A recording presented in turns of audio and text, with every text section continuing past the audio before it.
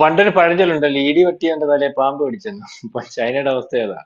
സിന്ധുവിന് ശേഷം അവരുടെ യുദ്ധക്കോപ്പുകളെ പറ്റി ലോകത്തെങ്ങും ചർച്ച ആയിക്കൊണ്ടിരിക്കുന്നതൊന്നും കൊള്ളുന്നതല്ല, ഡ്യൂപ്ലിക്കേറ്റ് ആണെന്നുള്ള രീതിയിലേക്ക് വരുന്നു. ഇപ്പൊ ദാണ്ട് മ്യാൻമറിലെ വിമത ഗ്രൂപ്പ്, മ്യാൻമർ ലിബറേഷൻ ആർമി, അവിടുത്തെ ഒരു പാലേ ടൗൺഷിപ്പ് എന്ന് പറയുന്ന ഒരു ടൗൺഷിപ്പിൽ FTC 2000G എന്ന് പറയുന്ന ചൈനീസ് യുദ്ധവിമാനം വെടിവെച്ചിട്ടിരിക്കുകയാണ്. അവരത് പറഞ്ഞു, ഞങ്ങളാ വെടിവെച്ചിട്ടെന്ന് പറഞ്ഞു. അപ്പൊ ഇപ്പൊ ഈ മ്യാൻമർ ഭരിച്ചുകൊണ്ടിരിക്കുന്ന ജുണ്ട ഗ്രൂപ്പ്, അല്ലെങ്കിൽ അത് അട്ടിമറിയിൽ കൂടി അവരുടെ കയ്യിലാണ്.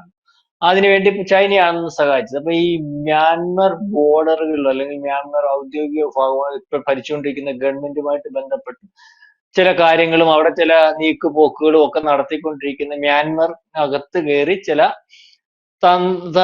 അല്ലെങ്കിൽ ചില നീക്കങ്ങൾ അദ്ദേഹത്തിന്, അവരുടെ ഈ രാജ്യങ്ങൾ തമ്മിൽ ചില നീക്കങ്ങളും ഒക്കെ ഉണ്ട്. അപ്പം അവിടെ ചില വഴികളും മറ്റു കാര്യങ്ങളും വെട്ടുന്നതിനും, അപ്പം ഈ അന്താരാഷ്ട്ര ലെവലിൽ അത്തരത്തിൽ നീക്കം നടത്തുന്നതിന്, അപ്പൊ മ്യാൻമറിൽ ഈ വിമതന്മാരെ ഇടയ്ക്കിടയ്ക്ക് യുദ്ധവിമാനങ്ങൾ കൊണ്ടുചെന്ന് വിമതന്മാരെ ഒതുക്കുന്നത്, അല്ലെങ്കിൽ അവിടുത്തെ ജുണ്ട വിഭാഗം ഔദ്യോഗിക വിഭാഗമായിട്ടുള്ള ഗവൺമെന്റിനെ സഹായിക്കുന്നതാണ് ഈ ചൈന ചെയ്തുകൊണ്ട്. അപ്പൊ അങ്ങനെ ചെയ്തുകൊണ്ടിരിക്കുകയും അങ്ങനെ ഇടയ്ക്കിടയ്ക്ക് ചൈനയുടെ ഭാഗത്തു നിന്ന് അറ്റാക്ക് ഉണ്ടാവുകയൊക്കെ ചെയ്യും.